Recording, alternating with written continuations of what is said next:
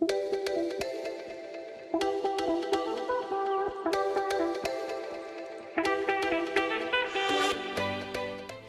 afternoon. The time now is 12:28. I'm Julie Broughton. We're staying on top of some breaking news right now. We're getting reports of an active shooter at a naval base in Pensacola. These are live images of that police response. This is all happening at Corey Station in Pensacola. You can see multiple officers there at the gates of that naval air station. And we're also seeing ambulances, as we've been watching some of the videos, leaving. The call came in around 10 o'clock of an armed disturbance. Again, at Corey Station in Pensacola. We are asking if anyone was hurt, if anyone is in custody, if any shots were fired. We will, of course, stay on top of this for you throughout the day on air and on clickorlando.com. Our other big story we are keeping an eye on, a private space company, Intuitive Machines, is making its second attempt to put a lunar lander on the moon. Here is a look right now at what is happening. This is the second attempt. Let's go ahead and listen in as ground crews monitor the situation. Selected. Engine at idle. 11 meters cross range, divert. Sonics LOS. There's that loss of signal over pitch over. Stand by, see if we regain that signal. Remember, folks, the viz that you're watching at home is an estimation of data. It's doing its best. That's a lot of data coming from really far away. All commands and all confirmations Pre-divert. come from our mission director at the bottom right hand of your screen.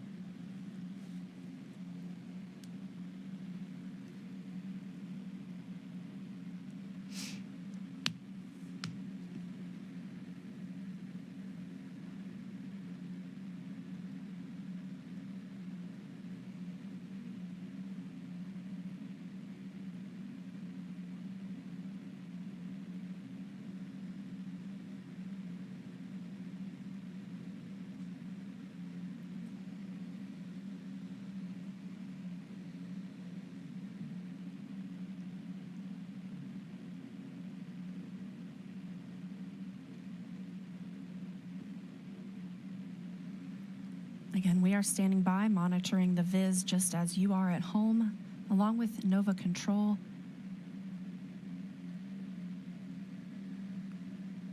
We are approaching approximately the time that we estimated Athena would touch down on the surface. We did hear a call out for a Quasonics LOS. That is our radio system, something we expect to happen at pitch over. That's prior to a vertical descent and terminal descent. That latest How data are we doing on signal? is what you're seeing on the viz. Why don't we go We currently are getting our uplink through IM-2, and we have a healthy AGC value, so our uplink is coming in strong for Talas. And then for our downlink, we have a strong EBNO at 17 on Green Hilly, and we are currently not seeing our Quasonics. So we are in Quasonics LOS. All right, that's a See our Quasonics. signal strong on the spectrum for Talos. I'm not seeing our Quasonics on our spectrum as of yet. FM, what mode are we in? Approach 17 is the last we've seen. All right, so that's up on one radio, and they do have a loss of signal in the second. Fido, I'm looking at the Sense-Excel. Do you see the Sense-Excel reading? Let me look. That's the mission director detecting see if I the am lander. seeing he sensed Excel 1G. So that was the mission director, Tim Crane, trying to figure out what is the vehicle sensing.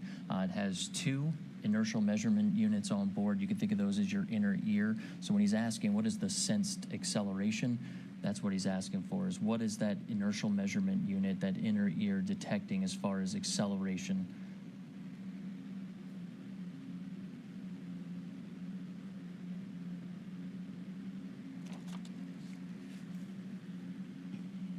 Again, as we've mentioned, the viz here is just an interpretation of landing. Yeah, let's go ahead and stay on Nova Control. Looks like the Viz is hovering. We can't. Prop, what are you seeing on the engine? The engine is still in idle at min thrust. We are still seeing chamber pressure. So we're getting good data. We heard that we have one radio up, one radio loss of signal. We just heard that we I'm have. seeing guidance to solution for time to go as increasing, which is indicating to me that it is the onboard nav state is not decreasing in altitude.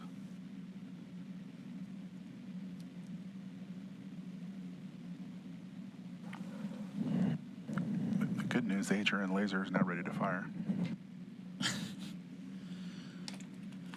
So we heard that we have one good radio sending down data, one that has loss of signal. We have prop. Standing by with a manual command for landed ops.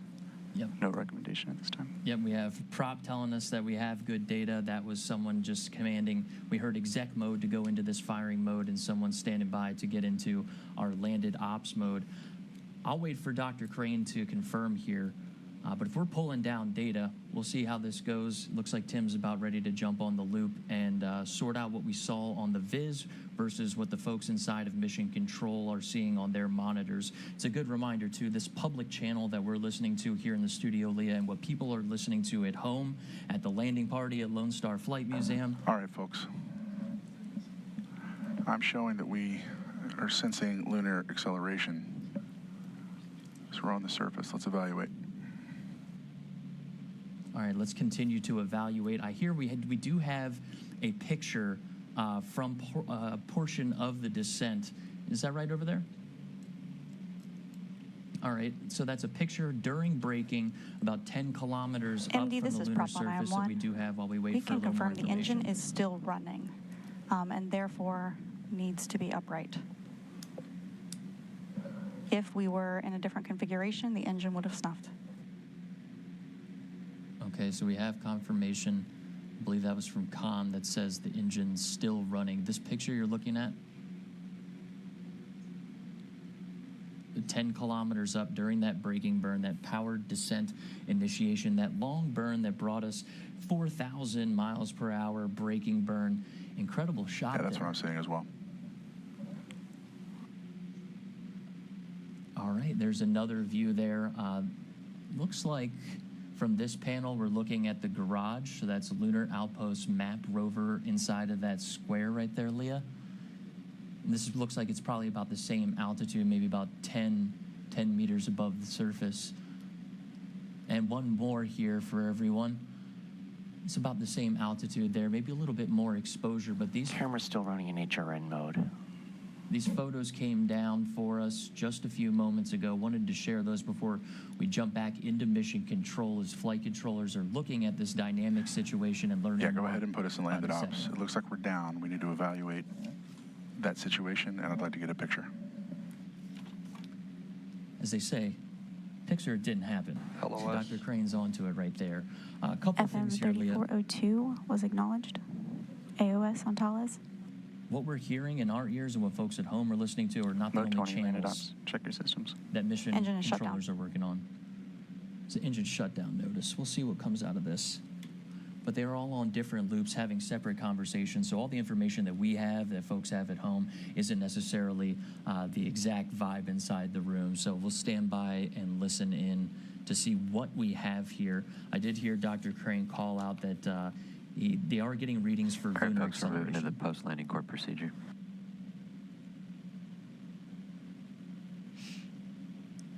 All right, Spark, I'm going to start shutting some stuff off as soon as we can. Okay, you've been watching in on Mission Control as Intuitive Machines, a private space company, is making its second attempt to put a lunar lander on the moon. That lunar lander is called Athena. It was supposed to touch down near the south pole of the moon right around 12:32. As we were listening into Mission Control, it seems they were dealing with a dynamic situation, trying to figure out exactly what's going on with that lander, if they will be making that landing today. Of course, we will check back in with them and continue to keep you updated. We're also staying on top of a breaking situation coming in out of Pensacola, Florida. Here is a live look right now where we have gotten reports of an active shooter at a naval base in Pensacola. We are trying to find out and get more information to find out if shots were fired, if anyone was hurt, if anyone is in custody. A call came in around 10 o'clock this morning of an armed disturbance at Corey Station in Pensacola.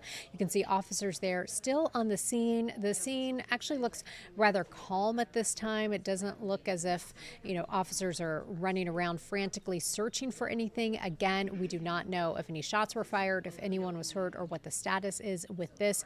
We are working to get that information for you, and we'll bring it to you on air and online. And we will, of course, stay on top of that lunar landing attempt. Stay with us. We will be back in about 2 minutes.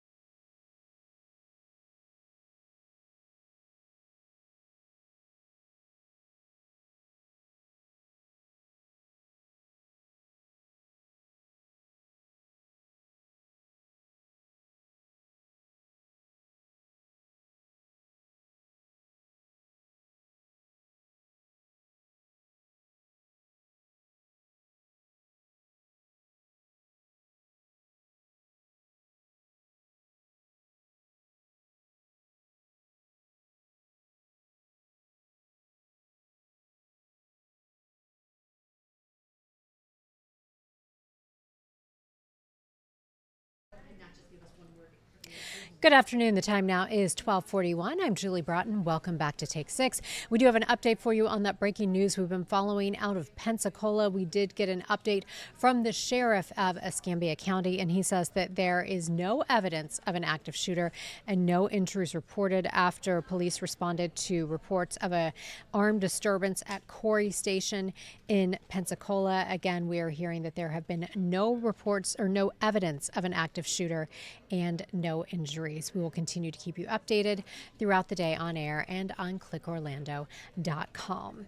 Also, a big story you've probably heard about, the rise of the measles nationwide. And last night, the first confirmed case of measles in years in the state of Florida was diagnosed in a teenager in South Florida. News 6's Angie Quesada talks to a health expert about what you need to know to stay safe. Yeah, this is why doctors here in Central Florida are so concerned. Kindergarten vaccination rates are down everywhere, with Brevard at 7% and Lake County not falling far behind. Experts worry it could be setting us up to see cases of the measles here, just like the one now reported in South Florida. In Miami, Diana Barros rushed to pick up her son Jeremiah early from school after a classmate tested positive for measles. Even though he has a shot, but the shot's been over a year and a half that we put it. So I don't know if it could get contagious or something. So I want to verify. She's not alone. Many parents are now checking vaccination records as the virus resurfaced across the country. And making things even more challenging, just one county in Central Florida, Sumter, is above the 92% vaccination threshold needed for so-called herd immunity. Measles is a virus, highly communicable, means it's really easy to catch. I mean, really easy to catch. So it spreads like wildfire in people that don't have immunity. Measles spreads through the air when someone coughs or sneezes. Symptoms start with fever, cough, and runny nose before a rash appears. I understand the concern over new vaccines, right? This is not a new vaccine. This is an old vaccine that we know doesn't do bad things. So yes, you should be able to make a choice, but don't make a bad choice. In South Florida, some schools are now planning immunization drives to try and stop the spread. The World Health Organization saw measles eliminated in the U.S. 25 years ago. Health officials urge parents to check their children's vaccination status and talk to their doctors if they have concerns. In studio, Angie Casada getting results, News 6. More than a year ago, we took you to a food pantry at a church in Altamont Springs. That food pantry caught on fire after serving the community for years. Now it is reopening. News 6's Mark Lehman is there with the latest. How devastating was that fire here? Brought a lot of tears. From tears to triumph, dozens of volunteers were on hand today for the grand reopening for the Apostolic Church of Jesus Food Pantry in Altamont Springs. What did it take to get to this point? A lot of work. As pantry leader, Herbert Bowie has been leading the way since a fire caused extensive damage to the building in 2023. The work to keep families fed, however, didn't stop. The morning after the fire, Herbert organized mobile food distribution, and that's been continuing ever since. Where do you think that passion comes from? Just love for people, you know, wanting to help people, and just inspired by, you know, a lot of things that goes on. As it turns out, that fire was sparked by a faulty wire from a window AC unit right here, but this new pantry is equipped with central AC, along with other amenities like new flooring, a new roof, and also new appliances in here. And all of this is furthering the mission of feeding the community. And these incredible partnerships that we have, we're able to get this food out to people in Central Florida.